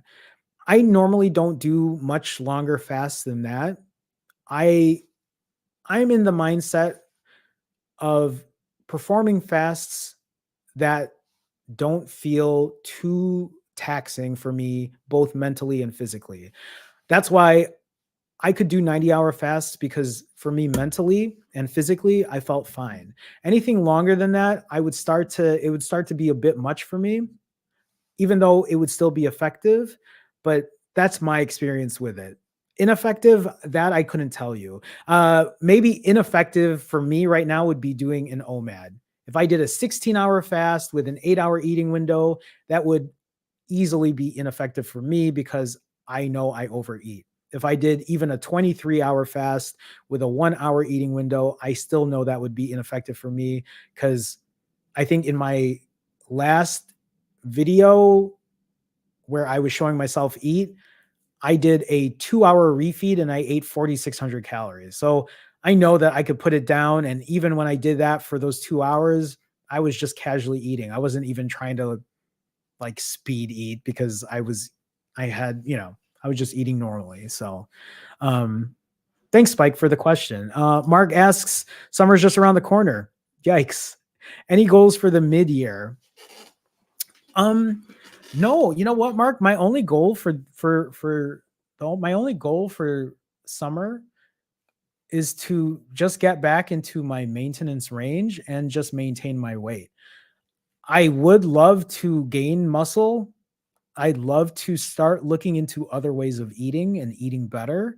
I'd love to completely give up pop during my fasts, which I've been trying to do, but really, actually, maybe one of the goals I would love to do is, while I fast, I would love to just give up any kind of drinks except for water.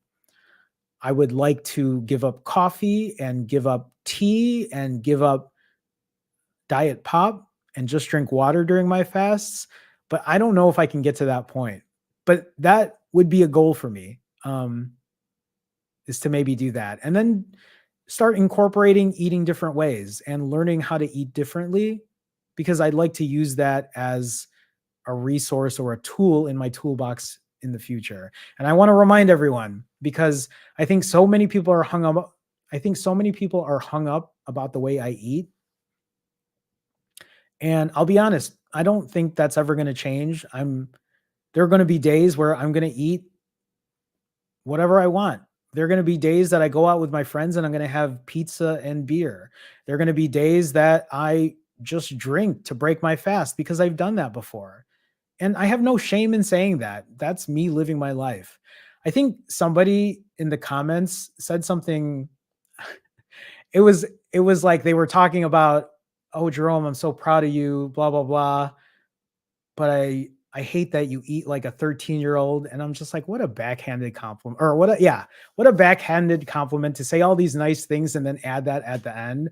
And it's like, oh, I'm sorry. Like I'm not allowed to have beer and pizza. I can't enjoy time with my friends. I can't eat ice cream every once in a while. Like, get real. Like, just because I don't eat perfect and I don't eat the cleanest, like, you can do that. Feel free to eat whatever you want. Feel free to eat as clean as you want. But just because you do doesn't mean I have to. But it also doesn't mean that I'm going to not learn how to eat better because I feel like I have. If anybody watches this, go watch my very initial episodes of Refeed when I first started years ago and look at what I ate then. It was a lot more uncontrolled. I ate fast food a lot. And actually, even before I started my YouTube channel, when I was starting to learn how to do rolling fasts, when I lived in LA and I was breaking, I was just eating at any fast food place I could. I'd go from fast food place to fast food place to fast food place, and there was no structure. Versus what I do now, eating a large salad with a pound of vegetables. Is that what a 13-year-old eats? I know I shouldn't even like bring that shit up, but sometimes people watch and they think that they know better. And it's like, no, do what works for you. Like, understand that I've gone through a lot of shit and I am still trying to figure out my side of life. So, Simply Social asks, what app do you use and how much? Simply Social, I use the Zero app and I don't pay for it. I think the Zero app is very annoying. I'll be honest with you. The only reason I use the Zero app is because I think it looks pretty, which is an awful answer, but I'm just being honest of why I use it. I think if you use the Zero app, you still have to sign up with a credit card. And I think it will automatically charge you in a month if you don't cancel it.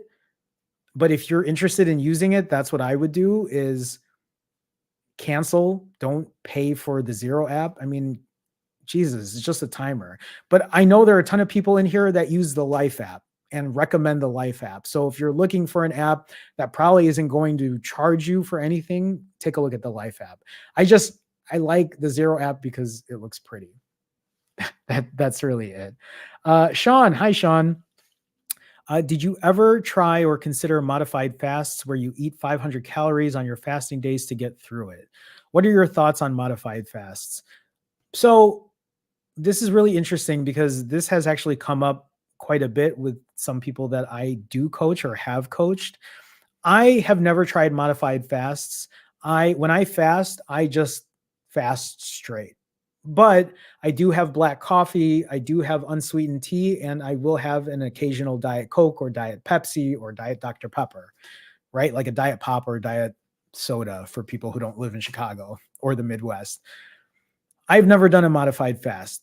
I've never done a fast where I'm having juice or just something else, because I know that's something that other people will do, or they'll have something small.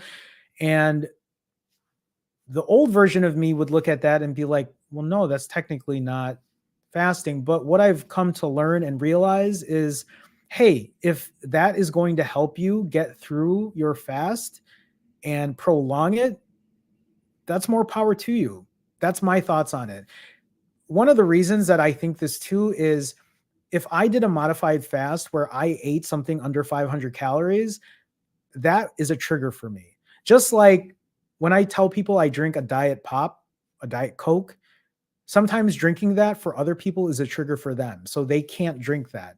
Just like I don't think I could eat something under 500 calories because I definitely think that would trigger me and I would just break my fast. So more power to you if you can do a modified fast where it actually prolongs your fast. If that helps you accomplish a 90-hour fast or a 1-week fast, because I'd assume, right, if you are eating 500 calories, you could probably get through a much longer fast. It's going to be different for everyone, but that's kind of how I feel about it. It's not something that I would do, but I understand why people do that. Thank you for the question, Sean. Sunshine asks, thoughts on continuous fasting until weight loss goal is met. Sunshine, are you saying continuous fasting, meaning you're just going to fast until you get to your goal weight? I mean, I'm always supportive of people who can fast for as long as they can healthily do it. When I mean healthily do it, I mean, can you fast for that long without feeling weak and tired? And can you fast for that long without it affecting your life?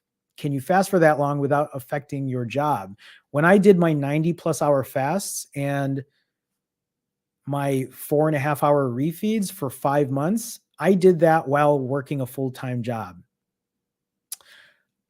I work as a freelancer. I work under my own self. So not a full-time job per se, but I worked multiple jobs for multiple clients. I worked as a professional photographer.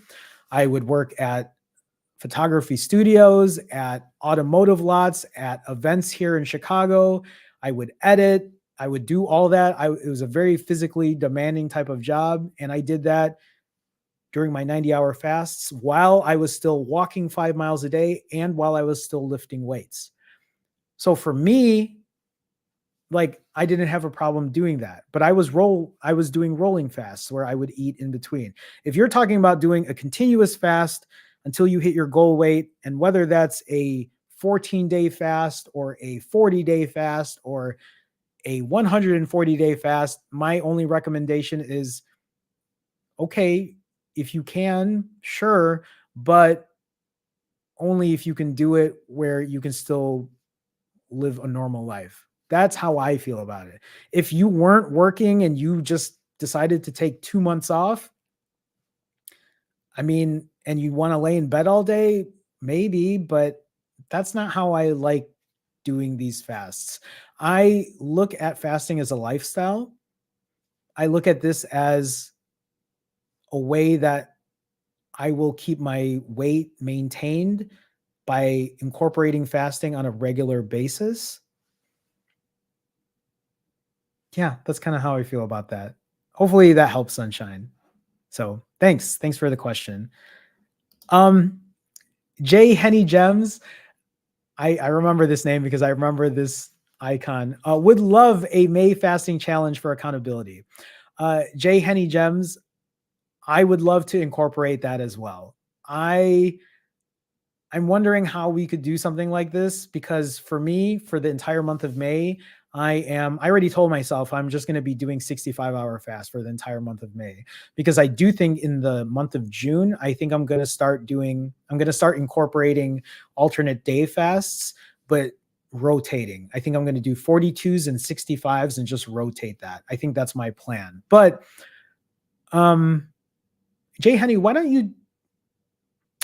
you email me, or anybody that wants to maybe partake in a group fasting challenge, maybe email me with some ideas. For those that don't know my email, you can contact me at hello@jeromeortega.com. Please don't look at this email and think it's a way that you're just going to like spam me with some shit, because that's not cool. So this is me just trying to help people out. But Jay Henny, I see what you're saying. And so, like, yeah, maybe if we could do something, let's try to put something together. So Rebecca asks, did you feel heavy and tired throughout the 10 days of eating? Rebecca, I didn't feel tired, but I felt heavy and bloated, and it showed. And I couldn't wear my youth large shirts anymore because I was that bloated. I mean, they fit, but I look like a sausage wrapped up in casing because it was just not, yeah. Tired, I don't know if I felt tired per se, but heavy, definitely. Heavy and bloated for sure. Thanks for the question, Rebecca. Thank you. Kelly asks, when can I buy merch? I am working on the merch part, Kelly. So thank you for asking. I will let all of you know when that time comes if any of you might be interested in merch. I'm actually working on something. So thanks for asking. Thanks for maybe trying to hype the merch part up. Jay Mills asks, can you lose muscle while intermittent fasting and you lift weights on the day you fast? Jay Mills, yes, I've talked about this a lot. Can you lose muscle while intermittent fasting? Here's my at least take on it. I think even if you're not fasting, I think you lose muscle if you're not going to the gym and putting stress on your muscles. When I say putting stress on your muscles, I mean when you're not lifting. I think the only time you're really going to lose muscle is when you're not lifting. But even if you're fasting, the body isn't stupid. Our bodies, as long as you have excess fat on you, excess storage on you, your body will take that excess storage, excess fat, and use that for energy. It doesn't go for your muscle. That's not how it works. The body does not work that way. There's this huge misconception that the body takes muscle away from you when you're fasting, but our bodies aren't dumb. If you have extra fat on you, that is what your body is using for energy. That's the reason we have fat, because our bodies use excess food as storage. And I know I'm probably saying that in a very condescending way. It gets very irritating when I hear that. I just think there's so much misinformation on the internet and shit people say. And it's like, that's not how it works. The body just doesn't go for the muscle when you don't eat. It goes for the excess fat. That's how it works. And yes, I lift weights on the day I fast. I lift weights when I'm 48 hours fasted. I lift weights when I'm 72 hours fasted. I lift weights when I'm 90 hours fasted. I lift weights when I'm plus that. When I was doing my 1 week fast, I was still lifting weights too. And sure, I wasn't lifting a ton, but I was lifting enough to put some stress on my muscles to make sure that I wasn't going to lose the extra muscle that I have added on, in my past, or to maintain the muscle that I do have. Kareem says, hi, Kareem. Jerome, I'm a newbie to this group. Well, hi, Kareem. Welcome. I mean, it looks like you're a member though, right? Are you a new member? How do I not? Kareem, hi. Have you ever considered mixing dry fast and water fast? Oh man, you know what? I have for a while now. I've been talking about how I don't dry fast. And then I think somebody either in the comments or somewhere said, well, you're already dry fasting because when you sleep, you're technically dry fasting. And I was like, oh yeah, that's true. That is a dry fast. And a lot of times when I get up in the morning, after I wake up, I go for a walk and then I go to the gym and then I walk again. And lately, I don't even drink anything anymore. So I'm already dry fasting in that sense. There is a small part of me that wants to maybe continue that afterwards, but I haven't gotten to that point yet. It is something that I'm thinking about doing, but I'm not there. So yes, I've considered mixing a dry fast and a water fast, but I haven't gotten to that point yet. I think I'd like to try it though. So just FYI for people who are watching this who are like, oh shit, Jerome's actually talking about dry fasting. Because I always say that it's not something I do, but I have been thinking about it lately. But thank you for the question, Kareem. Thank you.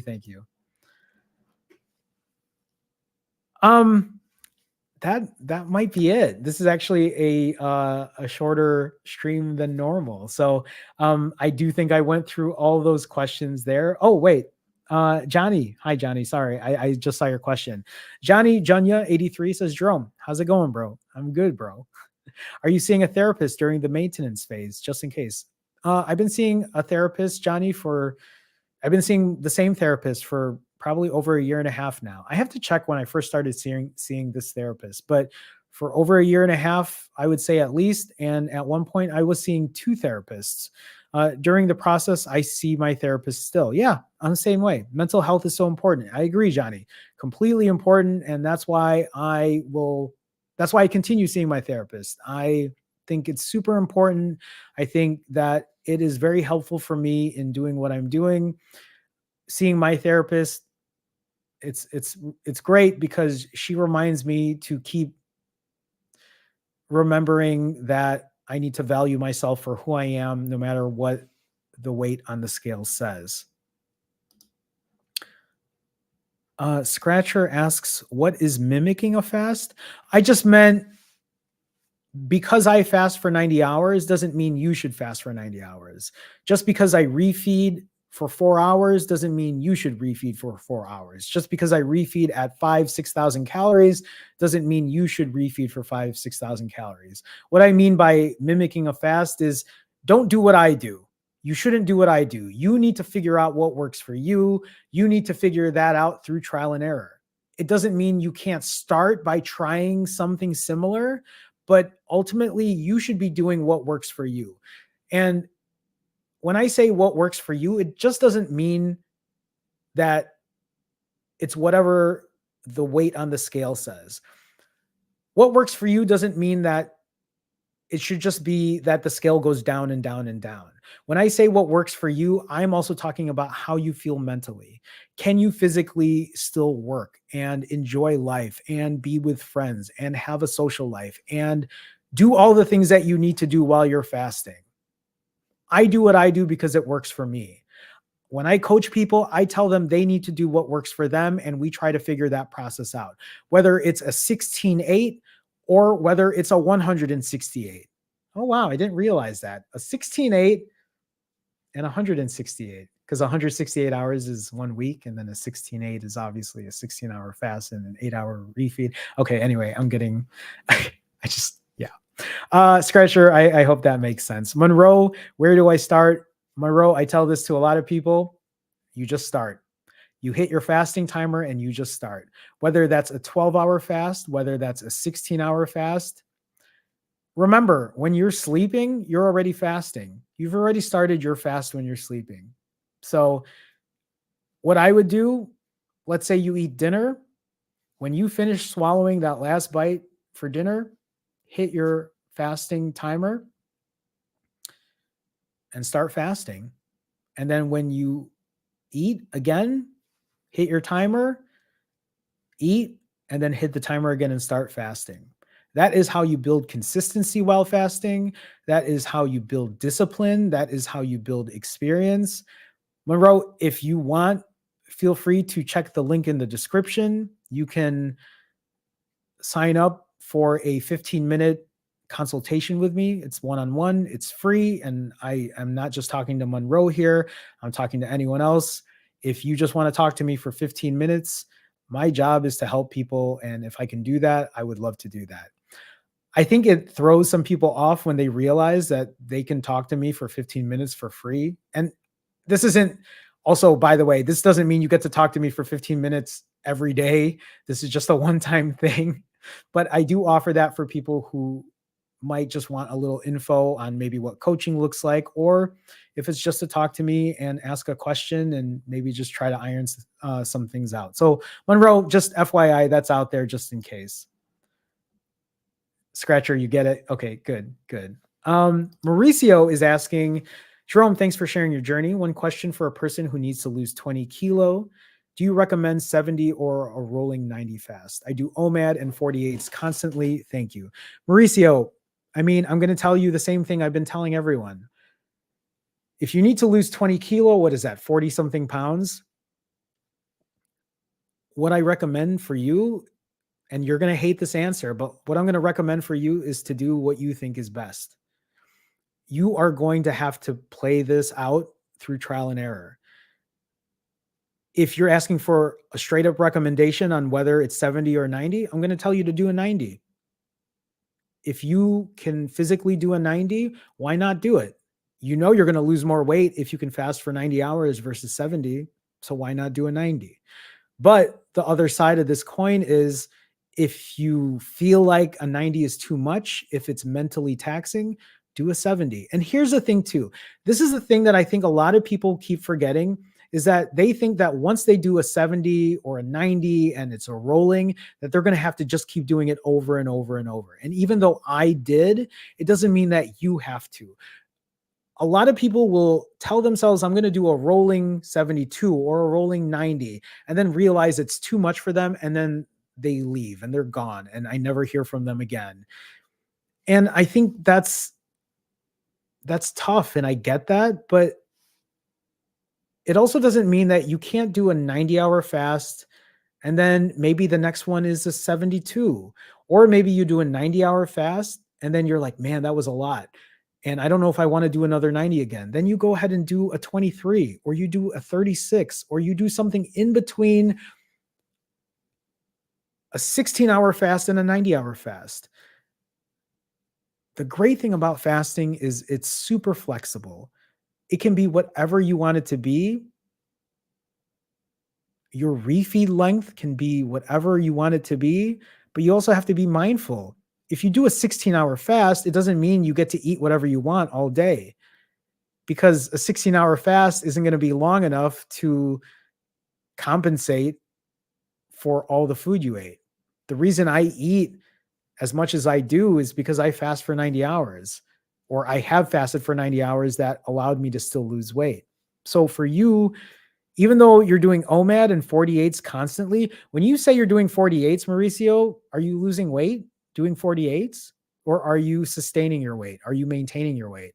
Because if you're maintaining your weight at 48s, then maybe that means that you have to do something longer to get the weight off, or you have to adjust what you're eating and eat more mindfully, or eat less calories, or you have to exercise more. Either way, something has to give. Something's got to give, right? You have to adjust those levers. Those levers I always talk about.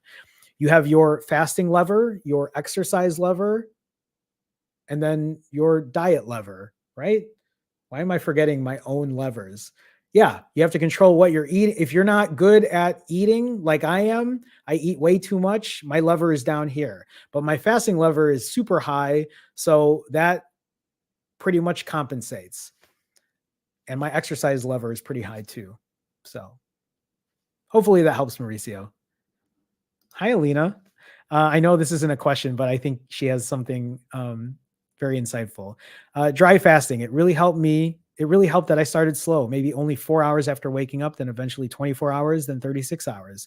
My favorite, because I'm sleeping twice. My longest dry was 3 days. Alina, thank you for sharing that. I think I want to incorporate it. And I think if I do a dry fast, I think I'm going to document the entire thing, because I don't know, I like documenting these things that I'm starting to do, because I think it's really insightful, and I think it might be helpful for others too. But thank you for sharing that. I do appreciate that. Thank you so much. Um, Thank you guys. I see everyone with such kind chats in here. So thank you so much. Jamie, or is it Jaime Thomas? How did you decide to do 3,000 to 4,000 calories during your refeed day? I'm sure you're saying refeed.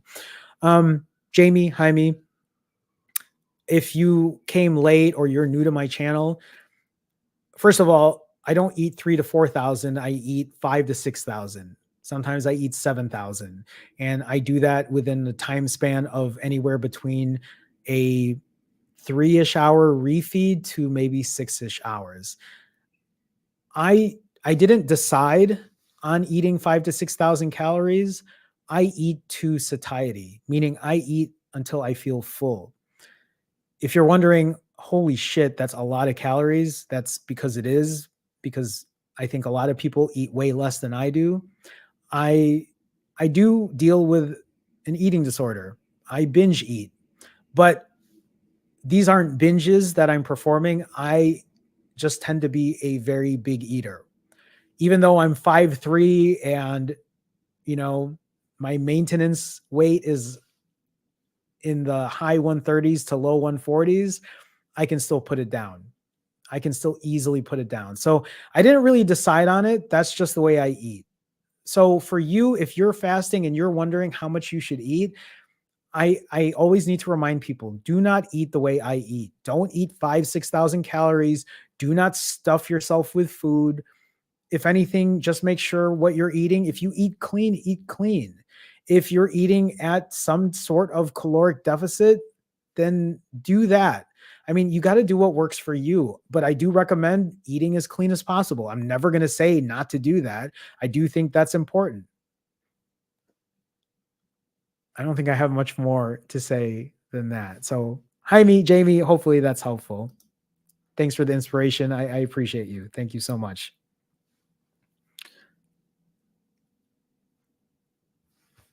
Cubano asks, how do you prevent loose skin?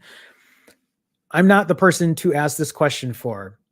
A lot of these questions that come to me is, do you have loose skin? And my answer is yes. I have loose skin on my neck.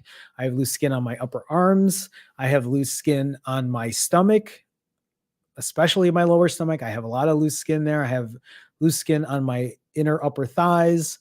And at this point, I'm just going to continue what I'm doing. I'm going to continue lifting weights and lifting heavier, and hopefully that'll tighten up the skin. I know there is a lot about dry fasting, apparently, that helps with tightening up skin.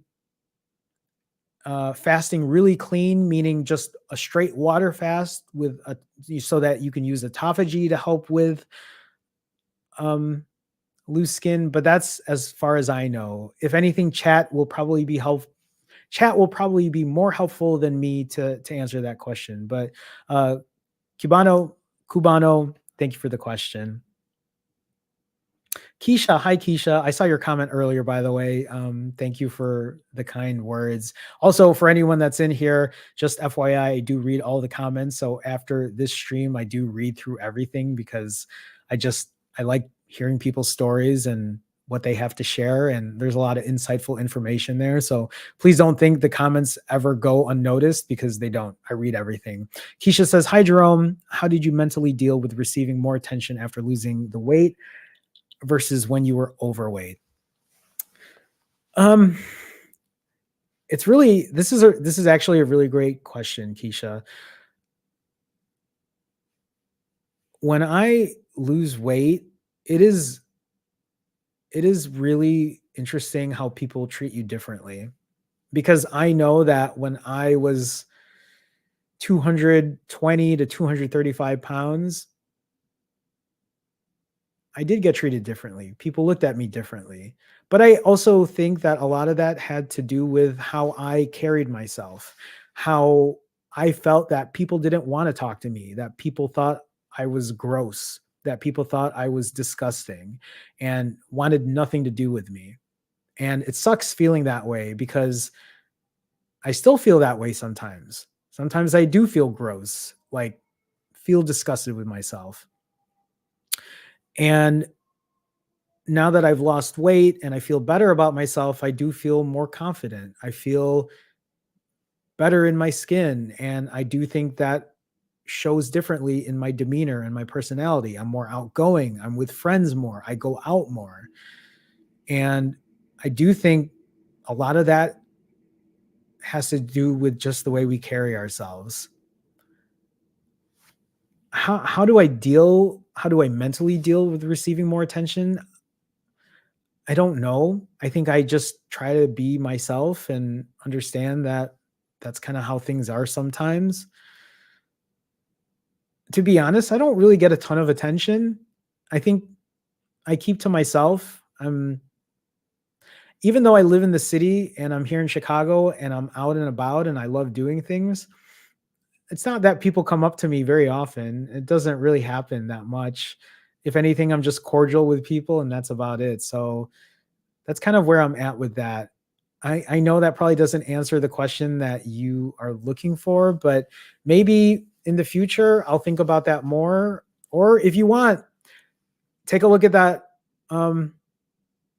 consultation. Although I know I have worked with a number of Keishas, so I don't know if we've talked before. But if we haven't, there are the one-on-ones. So take a look at that.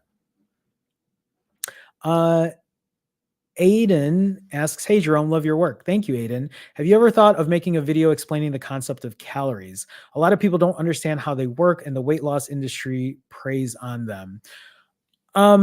This is actually a great topic, Aiden. I feel like I would need to do a little more research to really explain it. I don't want to put something out there where I might say something wrong. But you know what, Aiden? I really like this topic, and maybe it is something I'll dive into. I'm like trying to think in my head what that would look like right now, but actually this is great, and maybe something I'll write in my notes for the next time as a future topic. If you have something specific though that you wanted me to talk about, or you had actual data on that, feel free to send that over. I did provide my email address earlier, but you can email me at hello@jeromeortega.com, which is right here.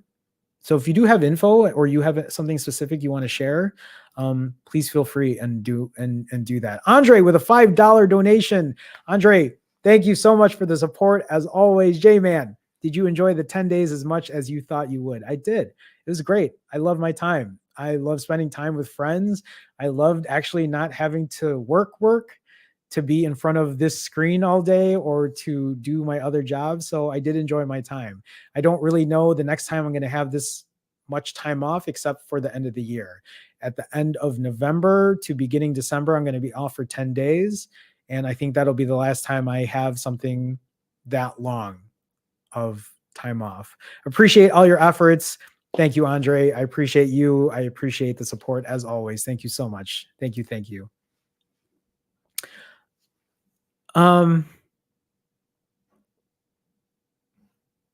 Yeah, I see what you're saying, Mark. Sadly, even the ones closest to you will treat you differently. I get that. I get that. Jacob, hi Jacob, how's it going? Jerome, what did you do to keep yourself busy during your fasts? I've been using video games. I've used video games too, specifically JRPGs, because I find they take a lot of concentration, therefore keeping my mind off of food. Jacob, this is a great question. I have actually made videos on this about keeping yourself busy. So yeah, playing video games has been something that's been helpful for me. Sometimes I'll just lay on this couch here and I will watch random things on TV, whether it's YouTube or maybe Netflix, or I watch Twitch quite a bit as well. But I am very busy in the work that I do. I work as a photographer. I work as a videographer. I work on this YouTube channel. I spend a lot of time editing videos. I spend a lot of time writing notes down and ideas down. I have a lot of side projects. I've been building relationships with my friends again.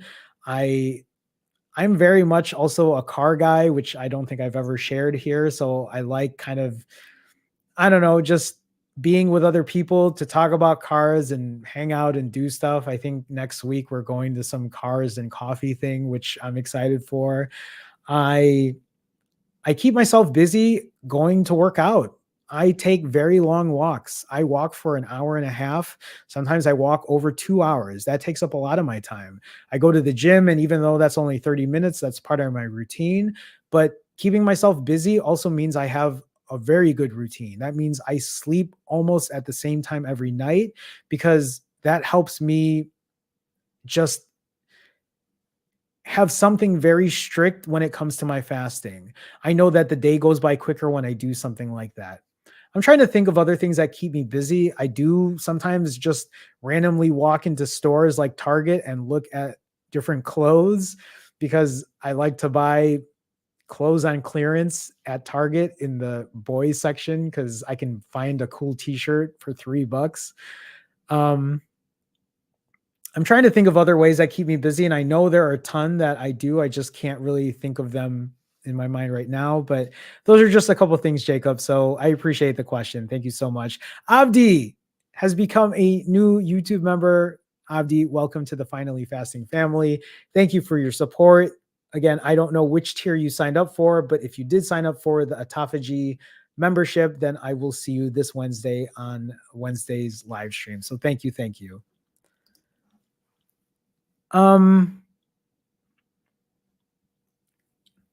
Glenn goes fishing. What do you drive? I don't know if I want to share this, because I don't want people recognizing my car. But I guess it's not that big a deal. But I just drive some old school Toyota, just FYI. So I'm very much a JDM person. But yeah.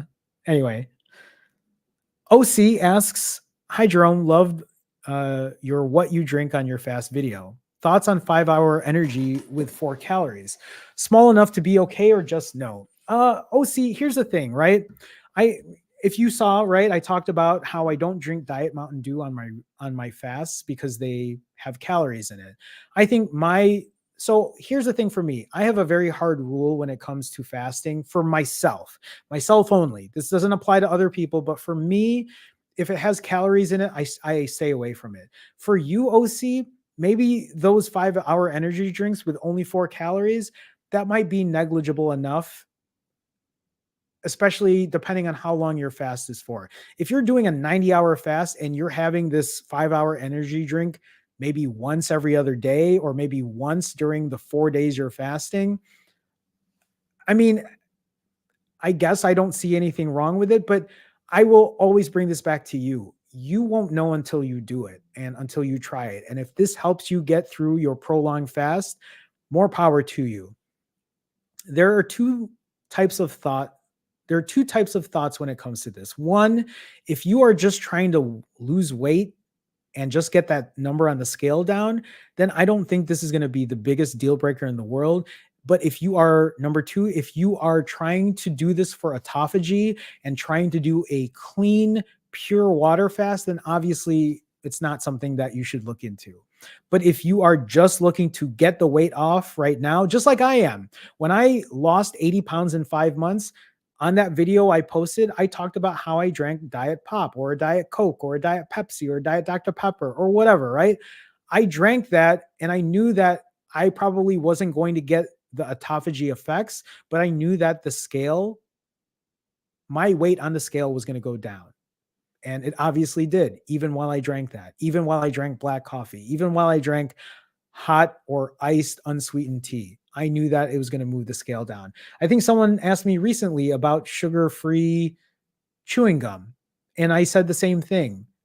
If you're doing a prolonged fast and it's going to help you get through that fast, and the only thing that you're thinking about right now is getting the number on the scale down, more power to you. If that helps you get through another day, why wouldn't you do that versus breaking a day early? Yeah. Does that make sense? OC, hopefully it does. George, I keep seeing you trying to promote let's smash the like button because I never say that or subscribe. But George, I see you going hard on that. So thank you for supporting me. I appreciate that. I believe I always see George doing that. So thank you. Thank you. Thank you. Okay, I think that actually might be it. So I will say that'll be it because we're rounding out at 2 hours here. So before I do leave, I want to remind everyone that, and I've said this before, and I said it earlier with my therapist, especially, one of the things that I want you all to remind yourself with is that the weight on the scale doesn't define you. It doesn't. That weight on the scale, whether you are working on losing weight, whether you're maintaining right now, or whatever the case may be, do not let the weight on the scale discourage you.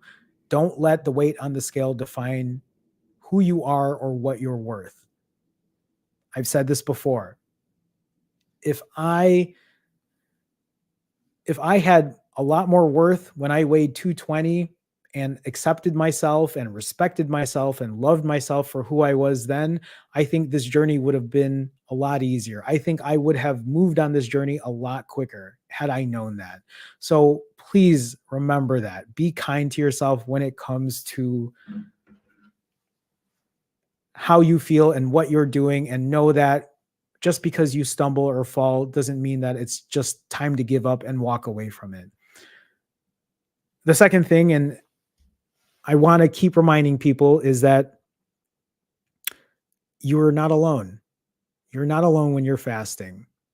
I do this. I have these live streams because I want to be able to build a community and show that you're not alone in doing this.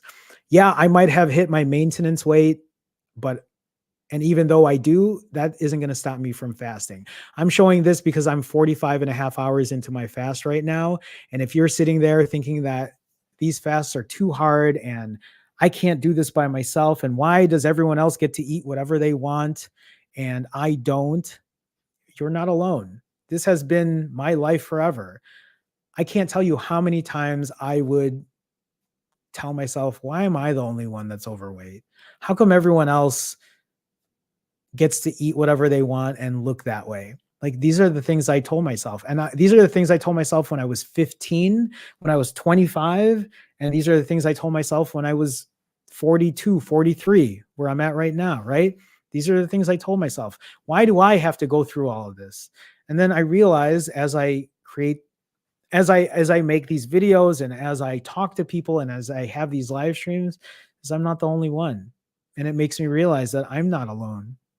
When I talk to people and I coach people and people talk to me, a lot of times it's because they're sharing the same story. I can't tell you how many people I talk to and they're like, yeah, that's me too. I do the same thing.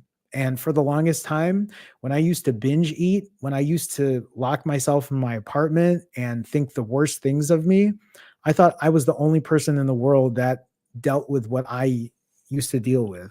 When I started over and I restarted and I said, this is going to be my last binge ever because tomorrow I'm going to start and this is never going to happen again. I thought I was the only person that ever did that.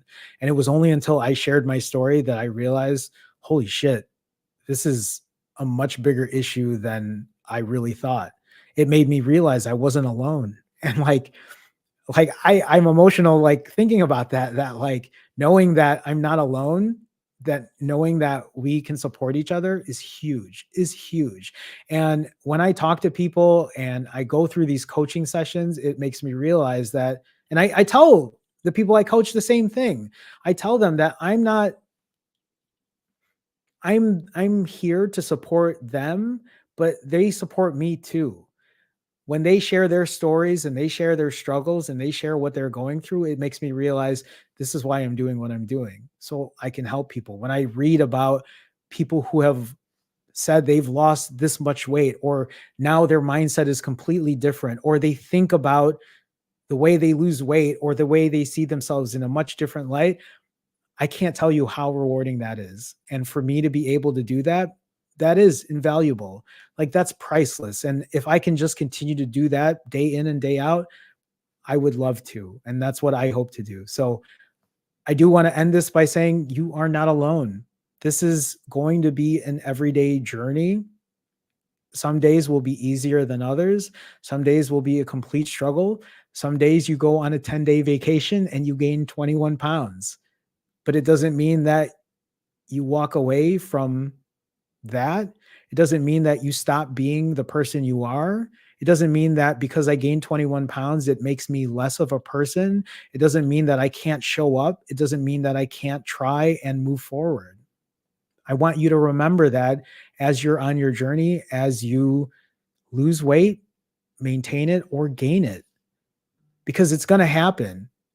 It's going to happen to me again. You think this is the last time I'm going to lose weight and gain it? And no, it's going to happen again. And when that happens, I'm not starting over. I'm not saying, hey, welcome to day 1. I'm going to say, hey, welcome to day 433. I'm going to say, hey, welcome to day 2694. And I wonder if you guys will still be here when I say that. So Glenn Goes Fishing is a new YouTube member. Glenn Goes Fishing. Thank you for the support. Thank you for being, whether an OMAD tier or an autophagy tier. Thank you so much for being part of the Finally Fasting family. I appreciate it. With that being said, everyone, that's going to be it for now. I hope you have a good night. I will be posting, actually, I might do a refeed video tomorrow because I am refeeding tomorrow night, which I'm excited about. I'm going to be eating here tonight because I have a late coaching session. So after dinner or after my last coaching session, I might try to record myself eating completely. If you're not familiar with what refeed is like an episodic thing that I do where I record myself eating from beginning to end. You'll see me eat everything that I eat during a refeed. And a lot of people like watching that. It's a more casual type of video, but if I put that out, you'll see that in a couple of days. Otherwise, I hope to see you all soon. And I guess I'll see you when I see you. Keep fasting, keep doing your thing. Love yourself, respect yourself, accept yourself. All right. Take care. Bye. Oh, I'm still waving. I need to put this one on. Okay, bye.